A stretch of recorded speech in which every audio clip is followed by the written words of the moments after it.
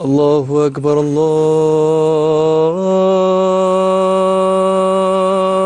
أكبر.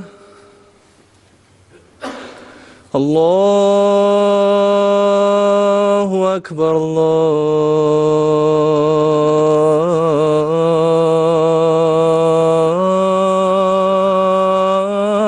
الله أكبر. أشهد أن لا إله إلا الله.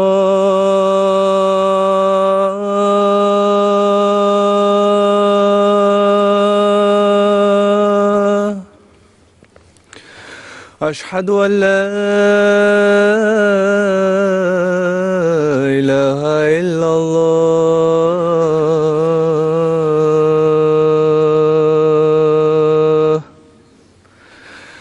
أشهد أن محمدا رسول الله.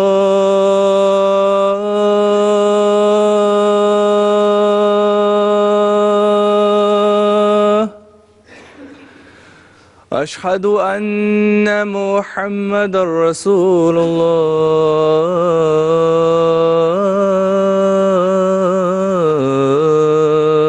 الله. هيا على الصلاة.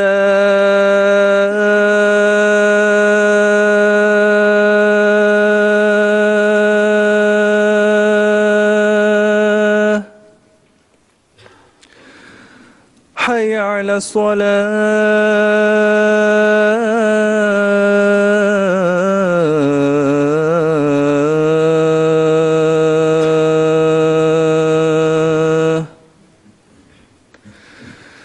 هيا على الفلاح.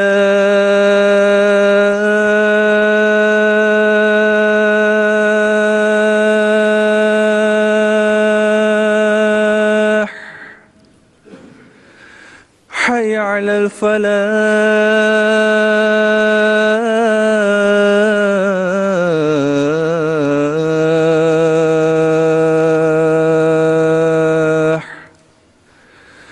الله أكبر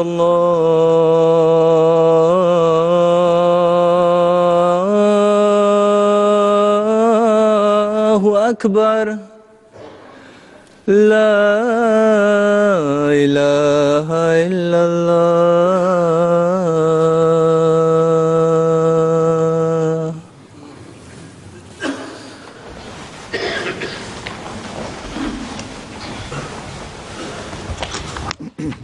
السلام عليكم ورحمة الله.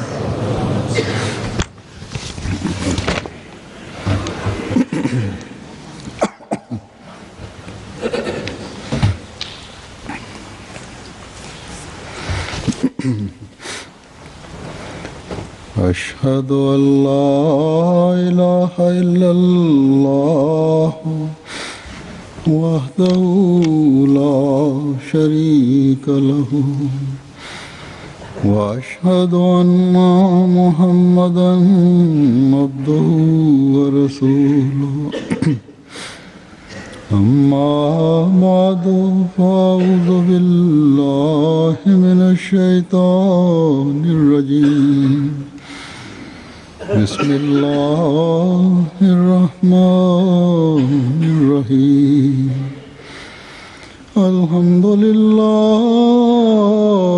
رب العالمين الرحمن الرحيم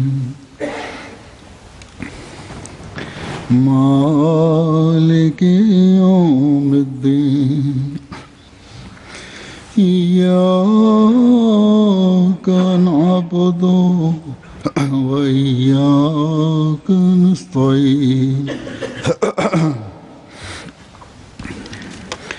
اهدنا الصراط المستقيم صراط الذين أنعمت عليهم غير المغضوب عليهم ولا الضالين. إن الله مع الذين اتقوا والذين هم محسنون. اس آیت کا ترجمہ ہے کہ یقیناً اللہ ان لوگوں کے ساتھ ہے جو تقوی اختیار کرتے ہیں اور وہ جو احسان کرنے والے ہیں۔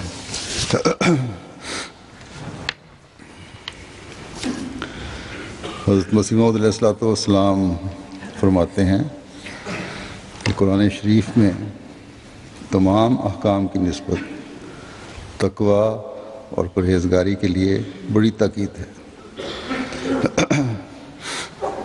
بس یہ تقوی ہی وہ بنیادی چیز ہے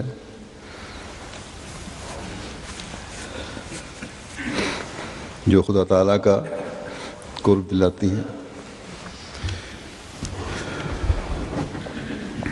اس آیت میں جو میں نے تلاوت کی ہے، جیسا کہ سب نے سن لیا، ترجمہ میں میں نے بیان کر دیا کہ اللہ تعالیٰ فرماتا ہے کہ ان اللہ مع الذین اتقوا، کہ یقیناً اللہ تعالیٰ ان لوگوں کے ساتھ ہوتا ہے جنہوں نے تقوی اختیار کیا۔ پہلی بات یہ بیان کی گئی۔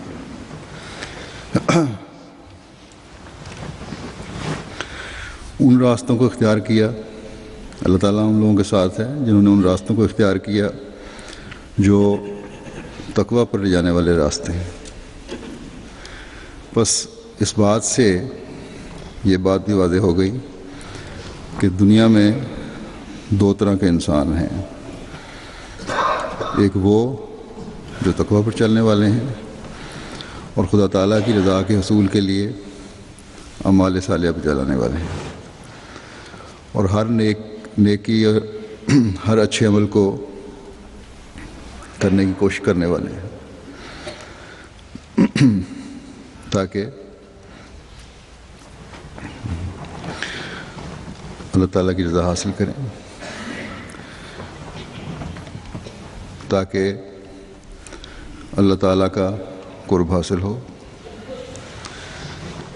دوسرے وہ لوگ جو گو بعض اچھی باتیں اور نیک کام کر لیتے ہیں لیکن خدا تعالیٰ ان کے سامنے نہیں ہوتا، یا وہ ہر کام کرتے وقت اس بات کو نہیں سوچتے کہ خدا تعالیٰ ہر وقت ہماری نگرانی فرما رہا ہے، ہمیں دیکھ رہا ہے۔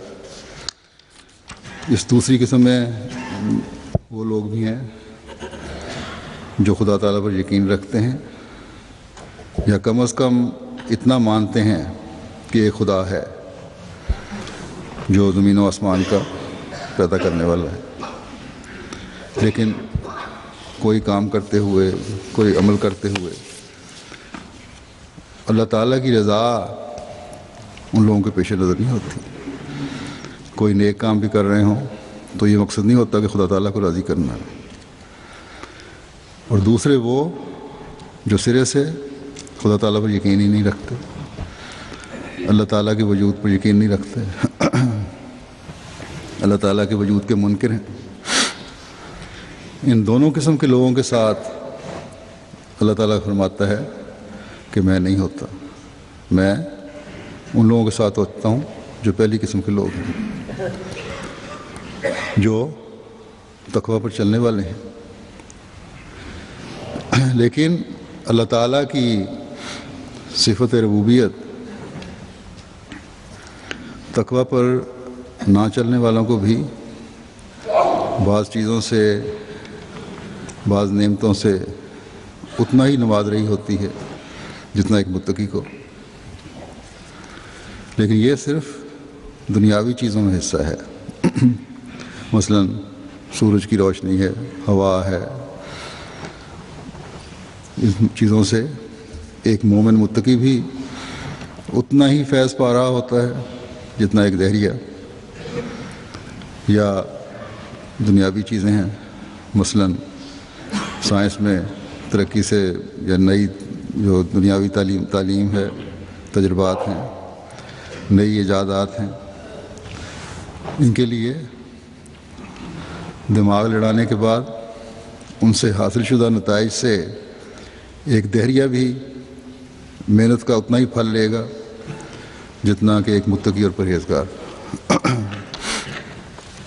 زمین کی کاشت کرنے میں سے مثلا ہے محنت ہے اس میں ایک ذمہ دار کی. اس سے ایک دہریہ بھی فائدہ اٹھاتا ہے اور متقی بھی.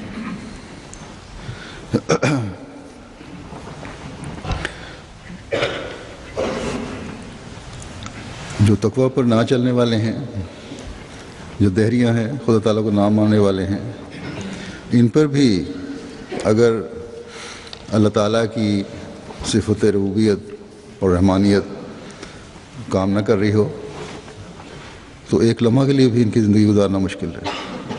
اس جس انسان کو اللہ تعالیٰ نے اس دنیا میں پیدا کیا ان کے لیے دو راستے رکھے، نیکی کا اور بدی کا، لیکن بعض معاملات میں ان دونوں کو، دونوں طرح کے عمل کرنے والوں کو بعض نعمتوں سے مشترکہ طور پر نواز رہا. بہرحال یہاں یہ بات واضح ہے کہ اللہ تعالیٰ اپنی جو قانون قدرت ہے ہر ایک کے لیے ایک رکھتا ہے. لیکن یہاں اتنی بھی وضاحت ہونی چاہیے کر دوں میں کہ اللہ تعالیٰ اپنی قدرت کا جلوہ دکھانے کے لیے ایک ہی قسم کے حالات میں بعض دفعہ بعض اوقات مومن متقی کی کوشش کو زیادہ پھل لگاتا ہے. بظاہر ایک جیسی نظر آنے والی مثلا ذمہ داری میں ایک جیسی نظر آنے والی فصل ہے، وہ دعاؤں کی وجہ سے پیداوار زیادہ ہو جاتی ہے اس کی. حضرت مسلم موعود رضی اللہ عنہ نے جب سندھ میں زمینیں آباد کی، شروع میں بعض نگرانی کے لیے بزرگوں کو بھی بھیجا. ان میں ایک حضرت مولوی قدرت اللہ صاحب سنوری تھے. ایک دفعہ پہلے بھی میں بیان کر چکا ہوں یہ کہ ایک دفعہ حضرت مسلم موعود رضی اللہ تعالیٰ عنہ دورے پر تشریف لے گئے، فصل دیکھ رہے تھے کپاس کی. تو انہوں نے پوچھا حضرت مولوی صاحب سے، جو صحابی بھی تھے، کہ اس میں سے کیا اندازہ ہے کتنی فصل نکل آئے گی. انہوں نے جو اپنا اندازہ بتایا، حضرت مرزا بشیر احمد صاحب وغیرہ ساتھ تھے، ان کے خیال میں یہ غلط تھا. وہ جو غالب درس صاحب دونوں باتیں کرنے لگے کہ حضرت مولوی صاحب کچھ زیادہ اندازہ بتا رہے ہیں. حضرت مولوی صاحب نے ان کی باتیں سن لیں. انہوں نے کہا کہ میاں صاحب جو میں اندازہ بتا رہا ہوں انشاءاللہ تعالیٰ کم از کم اتنا ضرور نکلے گا، کیونکہ میں نے ان کھیتوں کے چاروں کونوں پر نفل ادا کیے ہوئے ہیں. اس بات پر یقین ہے مجھے کہ میرے نفر اس پیداوار کو بڑھائیں گے. اور چنانچہ اتنی پیداوار نکلی. تو یہ اللہ تعالیٰ ایک ہی طرح کی موسمی حالات میں ایک ہی طرح کے جو فصلوں میں انپٹس ڈالے جاتے ہیں، جو چیزیں ڈالی جاتی ہیں، کھاد بیج وغیرہ، ان کے باوجود دعاؤں کے طفیل اپنے ہونے کا ثبوت دیتا ہے اور پیداوار میں اضافہ کرتا ہے. دنیا کے معاملات میں بھی اس معیت کا، اللہ تعالیٰ کی معیت کا ثبوت مل جاتا ہے ایک متقی کو. لیکن اس مادی دنیا کے علاوہ خدا تعالیٰ پر یقین رکھنے والے، اس پر کامل ایمان رکھنے والے شخص کی ایک روحانی دنیا ہے جس کے فائدے، جس کی لذات دنیا والوں کو نظر نہیں آتی اور نہ آ سکتی ہیں. ان لوگوں کی سوچ جو تقوی پر چلنے والے ہیں بہت بلند ہوتی ہے. وہ اس دنیا سے آگے جا کر بھی سوچتے ہیں، غیب پر ایمان لاتے ہیں، آخرت پر یقین رکھتے ہیں، خدا تعالیٰ کے وعدوں پر کامل ایمان اور یقین ہوتا ہے. جب دعا کے لیے ہاتھ اٹھاتے ہیں تو قبولیت کے نشان دیکھتے ہیں. اس زمانے میں خدا تعالیٰ سے یہ سچا تعلق جوڑنے کا طریق اور اسلوب ہمیں حضرت مسیح موعود علیہ الصلوۃ والسلام نے سکھایا۔ بہت سے احمدی ہیں جو اللہ تعالیٰ سے اپنے تعلق کا تجربہ رکھتے ہیں۔ اللہ تعالیٰ سے سچے تعلق کی وجہ سے خواب، رویا، کشف وغیرہ کی صورت میں اللہ تعالیٰ انہیں بتاتا ہے کہ اس طرح ہوگا، اور اس طرح بالکل ویسے ہو جاتا ہے۔ پھر اس معیت کا یہ مطلب بھی ہے کہ جو اللہ تعالیٰ نے مرنے کے بعد کی زندگی کے انعامات کے وعدے فرمائے ہیں وہ بھی پورے ہوں گے۔ بس اللہ تعالیٰ فرماتا ہے کہ اگر انسان تقوی پر قائم رہے تو اس دنیا کے انعامات بھی حاصل کرو گے اور اخروی زندگی کے بھی۔ بس متقی اللہ تعالیٰ کی رضا کے حصول کے لیے جب کوئی عمل کرتا ہے تو دنیا و آخرت کی حسنات اسے ملتی ہیں، یہ اللہ تعالیٰ کا وعدہ ہے۔ جیسا کہ میں نے پہلے بتایا کہ اللہ تعالیٰ کی رضا کی خاطر اعمال صالحہ بجا لانے والے متقی ہیں۔ یہ ایک بہت ضروری چیز ہے کہ ایسے اعمال بجا لانے والے، نیک اعمال بجا لانے والے، صالح اعمال بجا لانے والے جو اللہ تعالیٰ کی رضا کی خاطر بجا لاتے ہیں، وہ ہیں جو تقوی پہ چلنے والے ہیں۔ کئی لوگ دوسرے بھی ہیں، نیکیاں کر جاتے ہیں، نیک عمل کرتے ہیں، لیکن خدا تعالیٰ کی خاطر نہیں کرتے، اللہ تعالیٰ کی رضا کو حاصل کرنے کے لیے نہیں کرتے۔ حضرت مسیح موعود علیہ الصلوۃ والسلام نے متقی کی جو تعریف بیان فرمائی ہے اس کے مطابق ہر بڑے اور چھوٹے گناہ سے بچنا ضروری ہے، اور نہ صرف برائیوں سے بچنا ضروری ہے بلکہ نیکیوں میں اور اعلیٰ اخلاق میں ترقی کرنا بھی ضروری ہے۔ اور پھر خدا تعالیٰ سے سچی وفا کا تعلق بھی ضروری ہے۔ یہ چیزیں ہوں گی تو ایک شخص متقی کہلا سکتا ہے۔ اور خدا تعالیٰ سے سچی وفا کیا ہے؟ یہی کہ اس کی عبادت کا حق ادا کرنے کی کوشش کی جائے اور حتی المقدور خدا تعالیٰ کے احکامات پر عمل کرنے کے لیے اپنی تمام تر کوششوں کو بروئے کار لایا جائے۔ اور جب یہ حالت ہوگی تو پھر اللہ تعالیٰ نے تقویٰ سے آگے کا ذکر فرمایا ہے اسی آیت میں، فرمایا والذین هم محسنون۔ محسن کا مطلب ہے کہ کسی کو انعام دینا بغیر کسی کی کوشش کے اس کو نوازنا۔ ایسے جو نوازنے والے ہوتے ہیں وہ محسن کہلاتے ہیں، یا کسی سے اچھا سلوک کرنا۔ پھر محسن کا یہ بھی مطلب ہے کہ انسان کا اپنے کام میں کمال درجے کو حاصل کرنا، اپنے کام کا اچھا علم حاصل کرنا، اور ہر عمل ایسا جو موقع اور ماحول کے لحاظ سے بہترین ہو۔ گویا محسن دو طرح کے ہیں، ایک وہ جو دوسروں کے لیے درد رکھتے ہوئے ان کی خدمت پر ہر وقت تیار رہتے ہیں، قطع نظر اس کے کہ کوئی کس مذہب اور فرقے سے تعلق رکھتا ہے، کون کس قوم کا ہے، اس کی خدمت میں مامور ہیں۔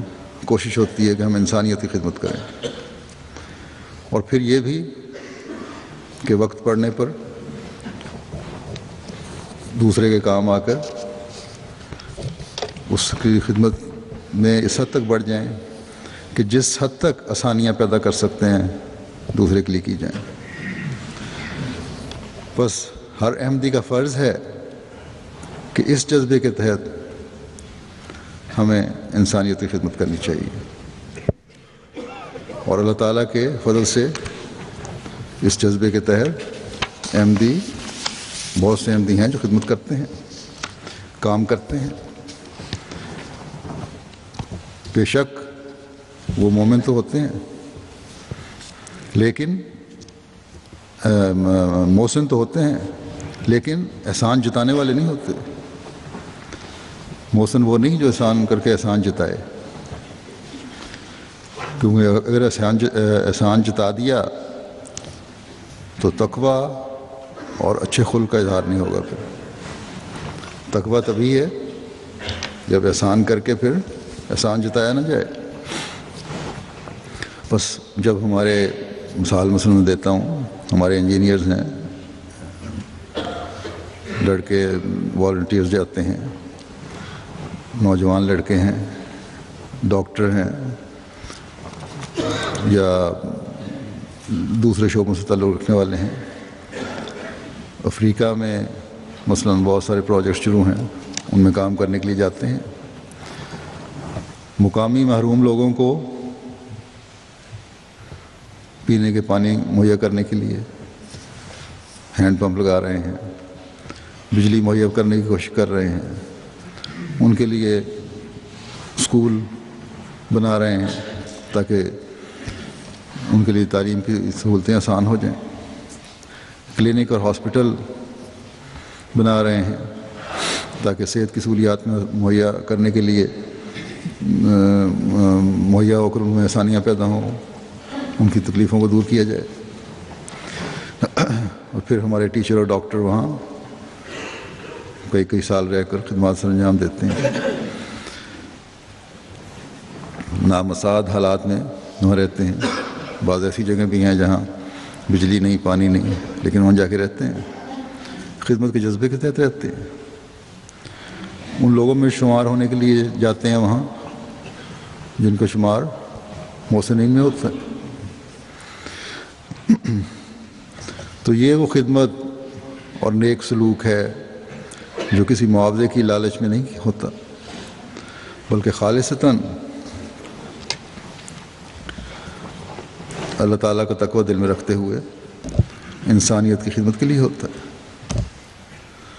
اسی طرح دنیا کے مختلف ممالک میں جو طوفان اور زلزلے وغیرہ آتے ہیں، وہاں بھی ہمارے ڈاکٹر اور والنٹیئر جاتے ہیں، ہیومینٹی فرسٹ کے تحت خدمت سر انجام دیتے ہیں، اور کسی لالچ کے لیے نہیں جاتے،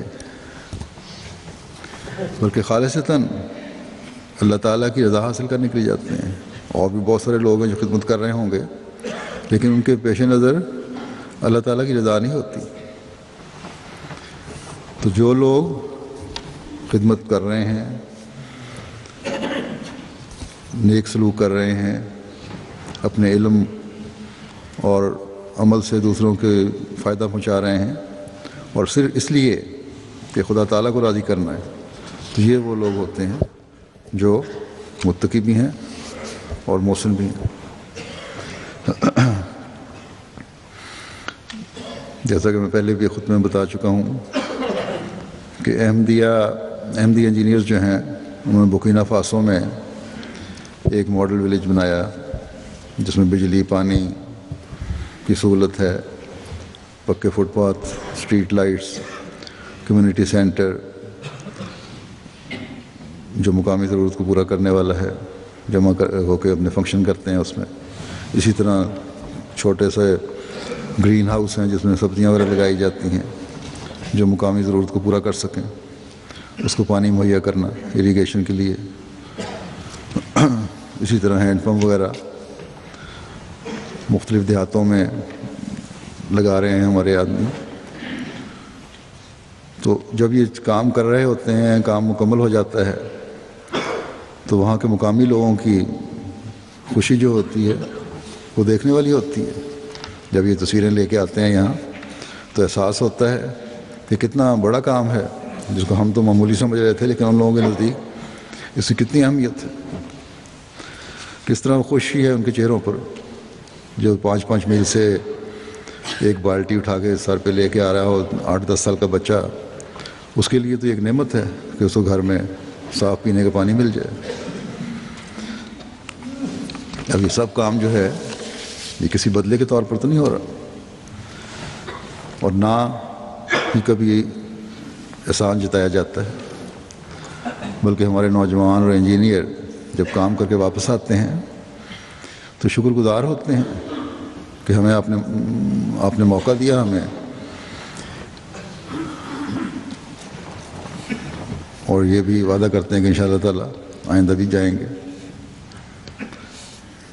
اس سال 5 ماڈل ولیج مختلف ملکوں میں بنائے جا رہے ہیں انشاءاللہ۔ بعض ملکوں کی ذیلی تنظیموں نے، مثلاً امریکہ، UK وغیرہ نے، انصار اللہ نے خرچ پورے کرنے کی ذمہ داری اٹھائی ہے۔ اسی طرح ہیومینٹی فرسٹ والوں نے بھی اس میں کچھ حصہ ڈالا ہے، جرمنی والوں کو بھی میں نے کہا ہے۔ تو یہ جذبہ خدمت ان کام کرنے والوں کو محسنین میں شمار کرتا ہے، اور اسی طرح جو اس خدمت کے لیے فنڈ مہیا کرتے ہیں وہ بھی ان میں شمار ہو جاتے ہیں۔ ایک احمدی جس نے زمانے کے امام کو ماننا ہے، تقویٰ پر چلنے کا عہد کیا ہے، حت المقدور اس تقویٰ پر چلنے کے اصول کی کوشش بھی کرتا ہے، اور محسنین میں شامل ہونے کی کوشش بھی کرتا ہے، تو خدا تعالیٰ فرماتا ہے کہ میں ایسے لوگوں کے ساتھ ہوں، ایسے لوگوں کے میں ہمیشہ ساتھ رہتا ہوں۔ جب ہمارے لڑکے، جن کا میں نے کہا یہ کام کر کے واپس آتے ہیں، تو خود بھی بیان کرتے ہیں کہ ہمارے کاموں میں کس طرح بعض مشکلات بعض دفعہ پیش آئیں، اور کس طرح اللہ تعالیٰ نے اپنی قدرت کا جلوہ دکھایا اور نامعلوم طریقے سے، غیر محسوس طریقے سے انہیں حل کر دیا ان مسائل کو۔ اور اس سے وہ کہتے ہیں ہمارا اللہ تعالیٰ کی ہستی پر مزید یقین بڑھتا ہے۔ اسی طرح جیسا کہ میں نے کہا، محسنین کا یہ مطلب بھی ہے کہ اپنی بھی فکر کرنا اور اپنے علم و عرفان کو بھی کمال تک پہنچانے کی کوشش کرنا، یہ احسان اپنے پر بھی ہے۔ نیک صالح عمل کو اپنی زندگی کا حصہ بنانا، یہ بھی اس کا ایک مطلب ہے، اور اس میں بڑھنا پھر، اور پھر یہ کہ علم و معرفت سے خود بھی فائدہ اٹھاتے ہوئے اس کو اپنی زندگی پر لاگو کرنا اور دوسروں کو بھی فائدہ پہنچانا۔ جتنا جتنا علم و معرفت زیادہ ہوگا اور پھر اس سے دوسروں کو فائدہ پہنچانے کی کوشش بھی ہوگی، تو پھر اس سے محسنین میں شامل ہونے کی ایک اور معراج ملتی ہے، قدم پھر آگے بڑھتے ہیں، ایک نئے راستے کا تعین ہوتا ہے جو مزید روحانی اور اخلاقی ترقی کی طرف لے کے جاتا ہے۔ اور جب یہ روحانی اور اخلاقی ترقی ہوتی ہے تو پھر اللہ تعالیٰ کی معیت کے نئے زاویے بھی نظر آتے ہیں۔ اللہ تعالیٰ سے قرب کا تعلق بڑھتا ہے، اس کی صفات کا مزید ادراک پیدا ہوتا ہے، اور پھر تقویٰ میں بھی ترقی ہوتی ہے۔ گویا کہ ایک سائیکل ہے، ایک چکر ہے جو نیکیوں سے کے ارد گرد گھومتے ہوئے تقویٰ کے اعلیٰ مدارج تک لے جاتے ہوئے خدا تعالیٰ تک لے جاتا ہے، اور خدا تعالیٰ کی طرف سے پھر توفیق بڑھتی ہے، پھر مزید نیکیوں کی طرف توجہ پیدا ہوتی ہے، اور پھر نتیجتاً حقوق اللہ اور حقوق العباد کی ادائیگی کا زیادہ عرفان حاصل ہوتا ہے۔ تو ان چیزوں سے، ان باتوں سے یہ وہ احسان ہے، محسن بننا ہے جو اللہ تعالیٰ ایک انسان کو بناتا ہے۔ جو احسان جتانے والے محسن نہیں ہوتے، بلکہ دوسروں کی خاطر قربانی کر کے اپنے اوپر سختی وارد کرتے ہیں اور اپنے حقوق چھوڑتے ہیں، پھر وہ اس اصول پر چلتے ہیں کہ اپنے حقوق لینے پر زور نہ دو، بلکہ دوسرے کے حقوق کی ادائیگی کی طرف توجہ دو۔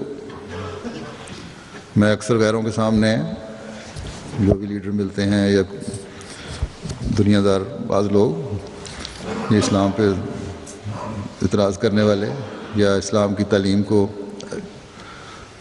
سے پوری طرح واقفیت نہ رکھنے والے، ان کے سامنے یہ بات ہی پیش کرتا ہوں کہ دنیا والوں کا تمام زور اس بات پر ہے کہ ہمارے حقوق ادا کرو، اور اپنے حقوق کا ایک معیار قائم کر کے پھر اس کے حاصل کرنے کے لیے جو بھی بن پڑتا ہے وہ کرتے ہیں، اور اس کے نتیجہ میں نہ حقوق مانگنے والا انصاف سے اور تقوی سے کام لیتا ہے، اور نہ حقوق دینے والا انصاف اور تقوی سے کام لیتا ہے۔ اس میں مسلمان بھی شامل ہیں، غیر مسلم بھی شامل ہیں، اور نتیجتاً فساد پیدا ہوتا ہے، جبکہ اسلام تو یہ تعلیم دیتا ہے اور مسلمانوں کو اس تعلیم پر عمل کرنا چاہیے، اور اگر یہ عمل کریں تو جو بھی دنیا میں اس وقت فساد ہیں حکومتوں میں اور ملکوں میں، مسلمان ملکوں میں کم از کم وہ کبھی نہ ہوں۔ یہ تعلیم دیتا ہے اسلام کہ دوسرے کے حقوق ادا کرو، اس سے پہلے کہ دوسرا اپنے حق کا مطالبہ کرے اس کا حق ادا کرو، بلکہ اس پر احسان کرتے ہوئے انسانیت کی قدروں کو قائم کرنے کے لیے محسنین میں شمار ہو جاؤ۔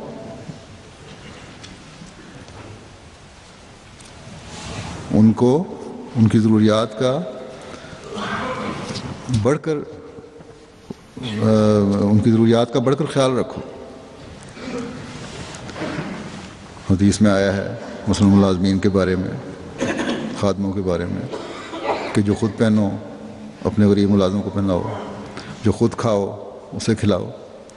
اس تعلیم کو اگر دنیا کے وسیع تر تناظر میں دیکھا جائے تو کسی بھی ملک کے عوام بھوکے نہیں رہ سکتے، ان کے حقوق کبھی پامال نہیں ہو سکتے، وہ ننگے نہیں رہیں گے۔ مختلف افریقن ممالک کی تصویریں ٹی وی پر دکھائی جاتی ہیں، بچے فاقوں کی زندگی گزار رہے ہیں، بہت سارے خوراک کی کمی کی وجہ سے قریب المرگ ہیں، یا بڑھوتری ان کی صحیح نہیں ہے، مال نے رشتے ہیں، مائیں بھوکی ہیں، چھوٹے بچوں کو دودھ نہیں پلا سکتی۔ بس اگر وسائل پر قبضہ کرنے کی سوچ کے بجائے حقوق کی ادائیگی پر توجہ دی جائے، محسنین بنتے ہوئے دوسروں کی صلاحیتوں کو بڑھایا جائے، خود غریبوں کو ان کے پاؤں پر کھڑا کیا جائے، تو یہ مسائل جو دنیا میں پیدا ہوئے ہیں خود بخود ختم ہو جائیں گے۔ اگر مسلمان حکومتیں بھی اپنے ملکوں میں اس بات کا خیال رکھنے والی ہوں، اور لیڈر اپنے بینک بیلنس بنانے کے بجائے عوام کا خیال رکھنے والے ہوں، محسنین بننے کی کوشش کرنے والے ہوں، تقوی پر چلنے والے ہوں، تو کبھی اس خوبصورت تعلیم کے بعد ہمارے مسلمان ملکوں میں کبھی بے چینی اور غربت اور افلاس اور یہ حالت نہیں ہو سکتی۔ لیکن بدقسمتی سے سب سے زیادہ مسلمان ملکوں میں یہ حال ہے، اور پھر غیر بھی اس سے فائدہ اٹھاتے ہیں۔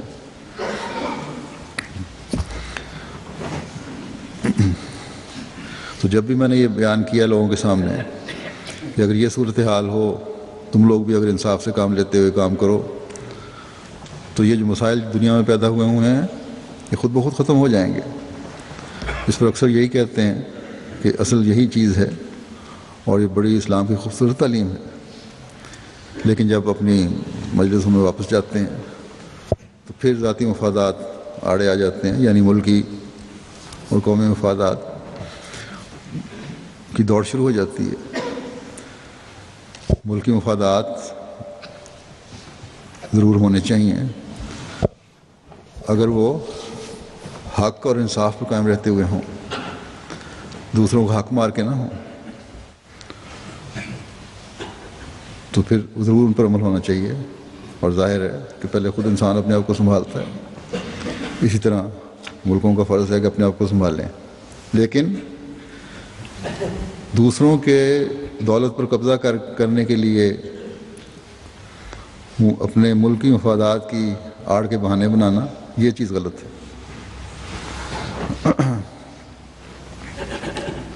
دوسروں کے مفادات پامال کر کے اپنے حق کو، نام نہاد حق کو حاصل کرنے کی کوشش کرنا، یہ غلط ہے۔ یہ سب چیزیں خود غرضی دکھانے والی ہیں۔ یہ ایسی باتیں جو ہیں صرف فسادات کو فروغ دیتی ہیں۔ بہرحال ہر احمدی کا کام ہے کہ وہ تقویٰ پر چلتے ہوئے اور محسنین میں شمار ہوتے ہوئے اللہ تعالیٰ کے قرب کے نظارے دیکھنے کی کوشش کرے، اللہ تعالیٰ کی معیت میں آنے کی کوشش کرے، اور یہی ایک صورت ہے جس سے ہم اپنی اصلاح کرنے والے بھی ہو سکتے ہیں اور معاشرے کو بھی اپنے محدود دائرے میں فساد سے بچا سکتے ہیں۔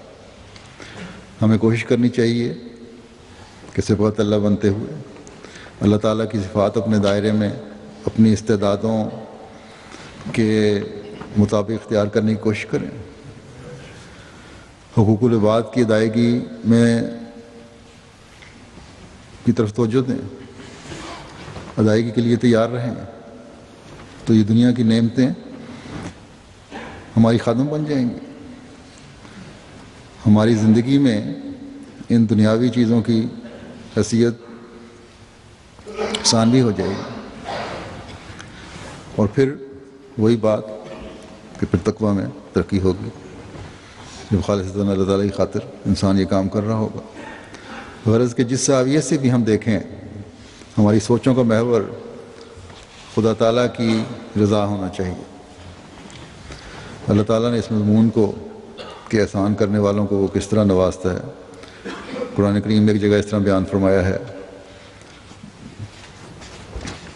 فرماتا ہے بلا من اسلم وجہہ للہ وہو محسن فلہ اجرہ عند ربہ ولا خوف علیہم ولا هم یحزنون۔ جان لو، یہ سچ ہے کہ جو بھی اپنے آپ کو خدا کے سپرد کر دے اور وہ احسان کرنے والا ہو تو اس کا اجر اس کے رب کے پاس ہے، اور ان لوگوں پر کوئی خوف نہیں اور نہ وہ غمگین ہوں گے۔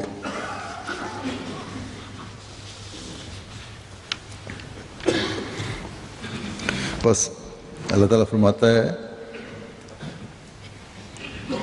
کہ جب تمہارا محور میری ذات ہو جائے گا، صرف میرے ارد گرد تم گھومو گے، میری رضا کا حصول ہو جائے گا،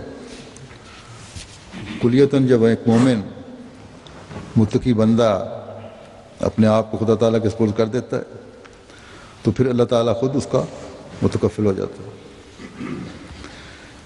اس کے تمام غم ختم ہو جاتے ہیں، اس کی تمام فکریں اور خوف بے حیثیت ہو جاتے ہیں۔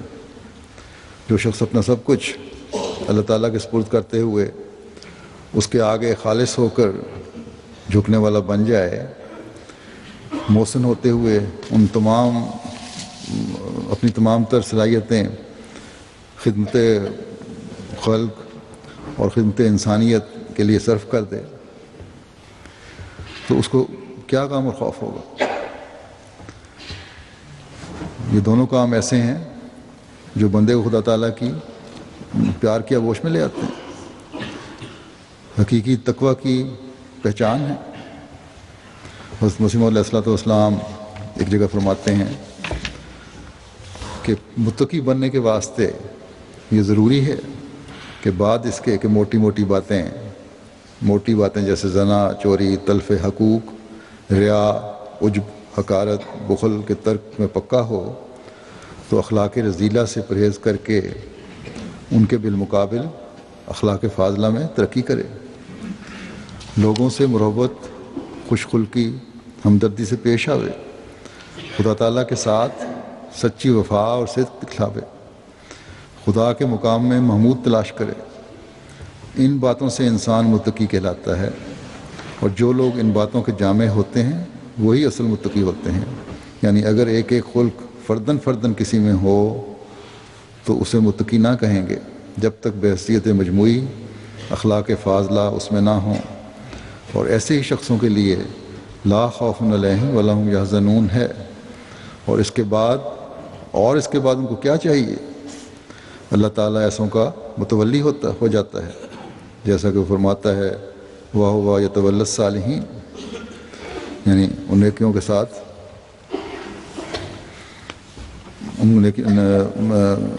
نیکوں کا ساتھ دیتا ہے، ان کا متولی ہو جاتا ہے. حدیث شریف میں آیا ہے کہ اللہ تعالیٰ ان کے ہاتھ ہو جاتا ہے جس سے وہ پکڑتے ہیں، ان کی آنکھ ہو جاتا ہے جس سے وہ دیکھتے ہیں، ان کے کان ہو جاتا ہے جس سے وہ سنتے ہیں، ان کے پاؤں ہو جاتا ہے جس سے وہ چلتے ہیں. اور ایک اور حدیث میں ہے کہ جو میرے ولی کی دشمنی کرتا ہے میں اس سے کہتا ہوں کہ میرے مقابلے کے لیے تیار رہو. ایک جگہ فرمایا ہے کہ جب کوئی خدا کے ولی پر حملہ کرتا ہے تو خدا تعالیٰ اس پر ایسے جھپٹ کر آتا ہے جیسے ایک شیرنی سے کوئی اس کو بچہ چھینے تو وہ غضب سے جھپٹتی. بس کیا ہی خوش قسمت ہیں وہ جن کا ولی اللہ تعالیٰ ہو جاتا ہے، اور جن کا ولی خدا تعالیٰ ہو جاتا ہے ان کے غم اور خوف تو ویسے ہی ختم ہو جاتے ہیں. آئندہ کے لیے نیک عمل کرنے کی طرف ان کی توجہ ہو جاتی ہے. گزشتہ کے اگر کوئی برے عمل ہیں تو ان سے معافی ہو جاتی ہے. انسان کو اپنے مستقبل کے بارے میں خوف رہتا ہے. یہاں مثلا بہت سارے اسائلم سیکر آئے ہوئے ہیں، ان کو ہر وقت فکر پڑی رہتی ہے کہ پتہ نہیں ہمارا کیا فیصلہ ہوگا، کیا بنے گا. بعض میں نے دیکھے ہیں اس خوف کی وجہ سے کئی کلو اپنا وزن کم کر چکے ہیں. ملتے ہیں تو چہرے پہ ہوائیاں اڑ رہی ہوتی ہیں. کوئی اپنے بزنس کے حالات کی وجہ سے پریشان ہے، خوف زدہ رہتا ہے کہ پتہ نہیں آئندہ کیا ہوگا. طلباء ہیں اپنے امتحانوں کی وجہ سے خوف زدہ رہتے ہیں. غرض آئندہ آنے والی باتیں انسان کو ایک خوف کی حالت میں رکھتی ہیں جب تک کہ ان کے نتائج ان پر ظاہر نہ ہو جائیں. اسی طرح حزن ہے یا غم ہے، یہ گزری ہوئی باتوں کا ہوتا ہے. جتنا بڑا غم ہو اتنا ہی زیادہ غمگین انسان رہتا ہے. بعض دنیا دار اپنے کاروباروں کے نقصان میں اس قدر غمگین ہو جاتے ہیں کہ مستقل روگ لگا لیتے ہیں اس کو. بعض دماغی توازن کھو بیٹھتے ہیں. بعض پر دل کے ایسے حملے ہوتے ہیں کہ مستقل بستر پر لیٹ جاتے ہیں یا دنیا سے رخصت ہو جاتے ہیں. بہرحال ایک متقی مومن اور احسان کرنے والے کے بارے میں اللہ تعالیٰ فرماتا ہے کہ ان کو نہ کوئی خوف ہوگا نہ غم. ایک دیندار انسان جس کو خدا تعالیٰ کی صفات کا صحیح ادراک ہے اور اس کے مطابق وہ اپنی زندگی گزارنے کی کوشش کرتا ہے، وہ کبھی بھی دنیا کے غموں کو اپنا روگ نہیں بناتا. بے شک نیک لوگوں کو خوف کی حالت بھی آتی ہے، غم کی حالت بھی آتی ہے، لیکن وہ دنیا کے غم نہیں ہوتے، وہ خدا تعالیٰ کی رضا کے حصول کے غم ہوتے ہیں. وہ خدا تعالیٰ کی ناراضگی سے بچنے کا خوف ہوتا ہے. جیسے کہ حضرت مسیح موعود علیہ السلام نے فرمایا ایک شعر میں کہ اسی فکر میں رہتے ہیں روز و شب کہ راضی وہ دلدار ہوتا ہے کب. بس یہ دلدار کو راضی کرنے کی فکر اور خوف ہوتا ہے. ان کی توجہ دعاؤں اور ذکر الہی میں یہ خوف جو ہے ان کی توجہ دعاؤں اور ذکر الہی کی طرف مبذول کراتا ہے. اور الا بذکر اللہ تطمئن القلوب کی آواز ان کو تسلی دیتی ہے. اللہ تعالیٰ کا ذکر ہی ان کے لیے اطمینان کے قلب کا باعث بنتا ہے، جو پرانے غموں کو بھی دور کر دیتا ہے اور آئندہ کے خوفوں کو بھی دور ہونے کی ان کو تسلی دلاتا ہے. تقوی پر چلنے والوں کو خوف پیار اور محبت کا خوف ہوتا ہے۔ تقویٰ کا مطلب یہ ہے کہ ایسا خوف یا ایسی تڑپ جو اللہ تعالیٰ کی رضا کو حاصل کرنے کے لیے بے چین رکھے۔ بس یہ بے چینی دل کو تقویت دیتی ہے۔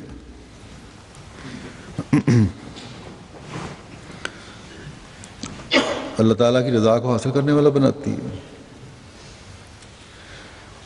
دنیا دار کی بے چینی اس کے برعکس دل پر حملہ کرنے والی ہوتی ہے۔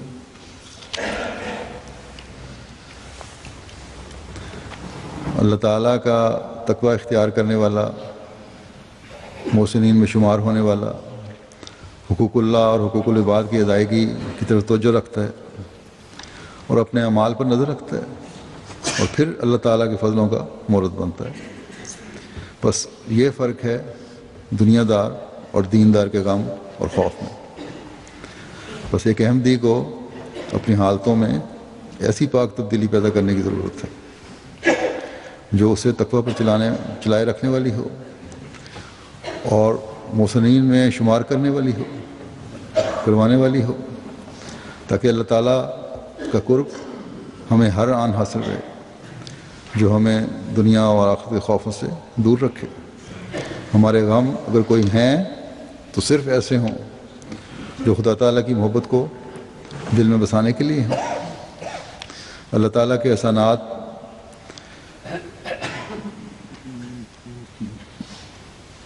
پھر اس سے مزید بڑھیں گے۔ اللہ تعالیٰ کی محبت کے معیار جب ہم حاصل کرنے والے ہوں گے تو پھر اللہ تعالیٰ یقیناً ہمارے ساتھ ہوگا، اور پھر اللہ تعالیٰ کے احسانات جیسے کہ میں نے کہا مزید بڑھیں گے۔ اللہ تعالیٰ جب دیکھ رہا ہوگا کہ میرا بندہ محسن بن رہا ہے اور میری رضا کی خاطر میری صفات اپنا رہا ہے، تو پھر میں کیوں نہ اس پر احسانات کی بارش کر دوں۔ اللہ تعالیٰ تو کئی گنا بڑھا کر دینے والا ہے۔ بس جب اللہ تعالیٰ کے احسانات کی بارش ہوتی ہے تو اس دنیا کی فکریں نہ صرف دور ہو جاتی ہیں بلکہ اس کے احسانات اور انعامات کو سنبھالنا مشکل ہو جاتا ہے۔ ایک مومن کی حقیقی تقویٰ کی طرف توجہ دلاتے ہوئے حضرت مسیح موعود علیہ السلام فرماتے ہیں کہ حقیقی تقویٰ کے ساتھ جاہلیت جمع نہیں ہو سکتی۔ حقیقی تقویٰ اپنے ساتھ ایک نور رکھتی ہے، جیسا کہ اللہ جل شانہ فرماتا ہے یا ایھا الذین آمنوا ان تتقوا اللہ یجعل لکم فرقانا ویکفر عنکم سیئاتکم ویجعل لکم نورا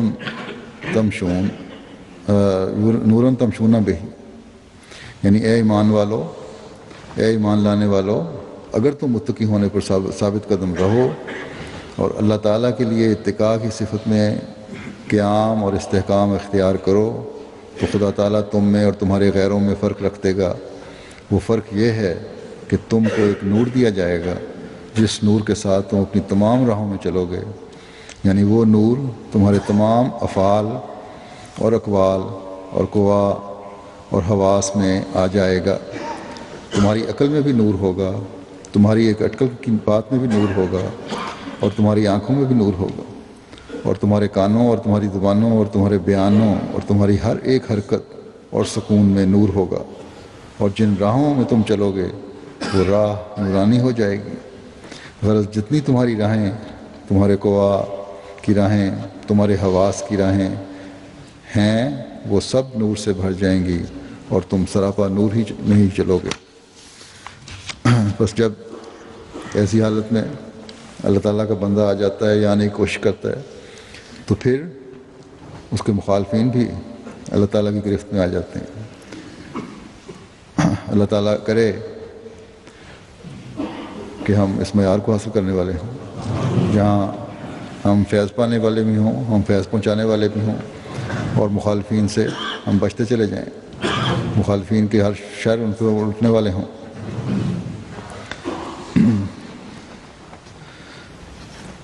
اور جب یہ حالت ہو جائے گی تو جہاں ہم اللہ تعالیٰ کے پیار کو جذب کرنے والے ہوں گے، انسانیت کی خدمت کے لیے بے لوث ہوں گے، اسلام کا پیغام دنیا کو دینے والے ہوں گے، وہاں انشاء اللہ تعالیٰ ہم احمدیت کے مخالفین کی پکڑ بھی دیکھیں گے۔ اللہ تعالیٰ ہمیں اس کی دعاؤں کی اور اس مقام کی حاصل کرنے کی توفیق عطا فرمائے۔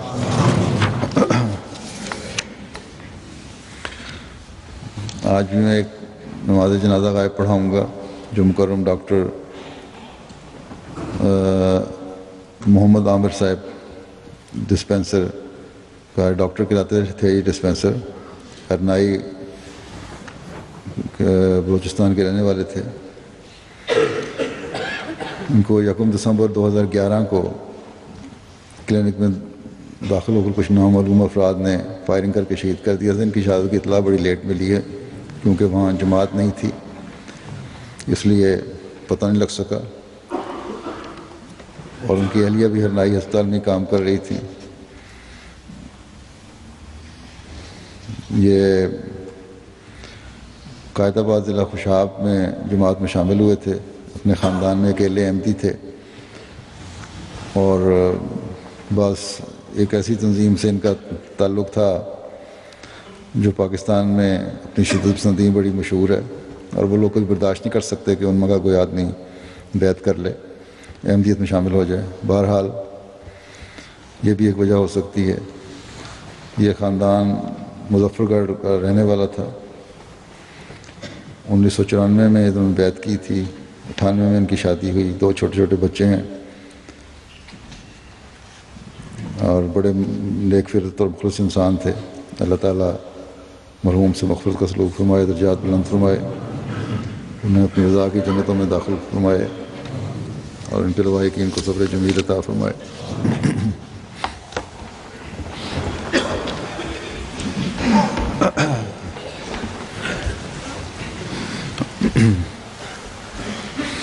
الحمد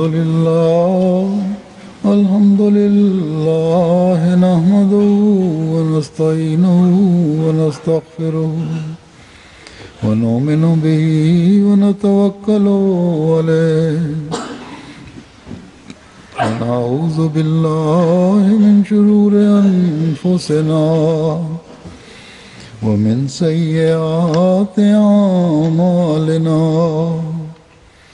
من يهده الله فلا مضل له ومن يضلل فلا هادي له، ونشهد أن لا إله إلا الله ونشهد أن محمدا عبده ورسوله۔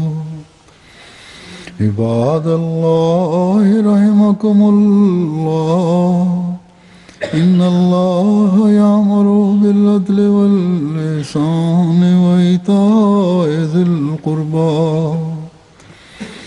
وينهى عن الفحشاء والمنكر والبغي يعظكم لعلكم تذكرون۔ اذكروا الله يذكركم وادعوه يستجب لكم ولذكر الله أكبر۔